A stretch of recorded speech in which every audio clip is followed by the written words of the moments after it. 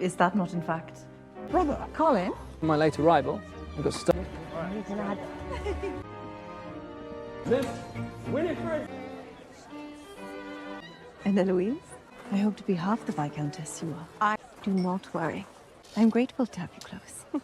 Yes. Oh, dear. Lady Danbury. The article delves into the toxic underbelly of Bridgerton's fandom, highlighting issues of racism, homophobia, and body shaming directed at its diverse cast. Despite initial praise for its modern take on Regency-era drama, the show has faced backlash for its inclusion of racial diversity and LGBT characters. Actors have been targeted with racist and derogatory comments, petitions against LGBT storylines, and body-shaming critiques, revealing a disturbing trend among some fans. This toxicity has not only affected the mental health of the stars but also sparked broader discussions about representation and acceptance in entertainment. Sorry, we don't want lesbians, Bridgerton's problem with racism, homophobia and body shaming. Hannah Dodd as Francesca Bridgerton, Victor Ali as John Sterling and Masali Baduza as Michaela Sterling. Photograph, Liam Daniels/Netflix.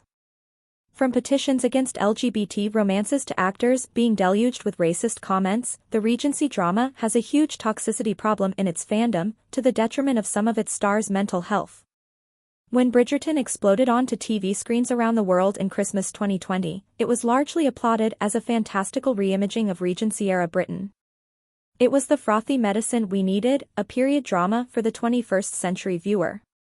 Ballrooms full of black and brown faces enjoying Ariana Grande and Beyoncé songs in multicolored ball gowns. Anachronisms galore. Sexy encounters on verandas.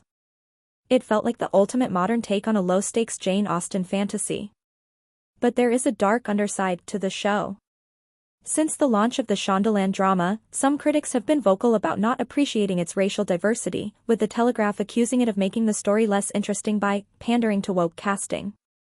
Others have attacked Nicola Coughlan, the current season's lead, not over her performance, which is superb, but her body. She has been given backhanded compliments, being called a very brave for doing nude scenes as a plus-size woman, or simply subjected to downright meanness from so-called fans and even critics. The Spectator's Zoe Strimple wrote, "A zest for equality and diversity just isn't enough to make a fat girl who wins the prince remotely plausible." The toxicity towards the actors doesn't stop with Coughlan. When the series changed a character from the books, Michael Sterling became Michaela Sterling, meaning that a heterosexual love interest for Hannah Dodd's shy Francesca Bridgerton became a lesbian one, a petition was started in protest. It has attracted nearly 40,000 signatures. Reddit and X are full of "this isn't my Michael" and claims that it is woke trash. Even the comments on the petition, which states that it stands against homophobia or hatred, feature plenty of, well, hatred and homophobia, including comments such as, "Sorry, we don't want lesbians in Regency England." The Instagram page of the show's executive producer Shonda Rhimes is full of hateful comments. "Don't force inclusivity down our throats. We won't watch this season." When the actor Regine Page, who captured hearts as the swoon-worthy Duke of Hastings, was cast, #NotMyDuke began trending on social media, in protest that he was not who fans of the books had envisioned, only for him to attract a shocking amount of hatred when he left the series. Ruby Barker, who played Season 1's Marina Thompson, a young woman who enters high society while pregnant, has also faced horrific treatment from the show's fans. She has been subjected to racist comments about her character and mockery of the 2 psychotic breaks she experienced while filming, despite her mental health struggles paralleling those of her character in the books. She has felt compelled to address it in interviews. In 2021, she said, "Some people on Reddit are only comfortable seeing mixed-race women play a certain role and they are scared. But it's what I'm here for and I'm not going to stop." Charithra Chandran, one of the show's breakout stars, for her performance as Diamond Edwina Sharma in Season 2, has also discussed facing racism. "Friends have said I only got the Bridgerton role because I'm brown. That hurts." There has been a huge backlash to her character's large role compared with the books, in which she is little more than a cheerleading plot device. There are wild accusations that she spent her screen time attempting to overshadow her co-star Simone Ashley. Apparently, women of color cannot be in the spotlight at the same time. Some fans even went as far as cropping her out of a promotional poster. Just a reminder, we are talking about Bridgerton fans. People watching a show full of sparkly dresses, dance cards, and Coldplay on violin.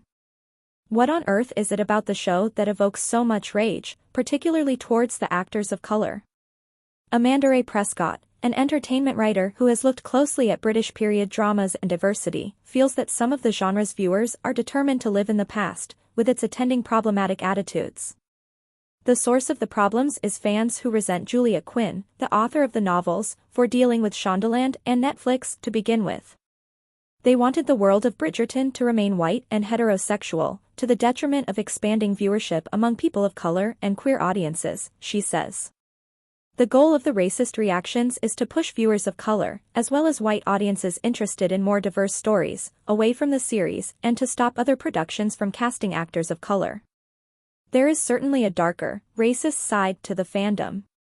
There is an idea that the aesthetics of black and brown characters are wonderful, with many fans who spew hatred praising the beauty of the show.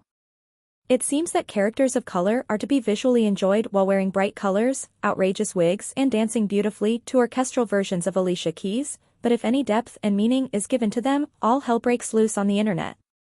Do Bridgerton's fans really resent having to deal with the nuances of people of color existing outside stereotypes?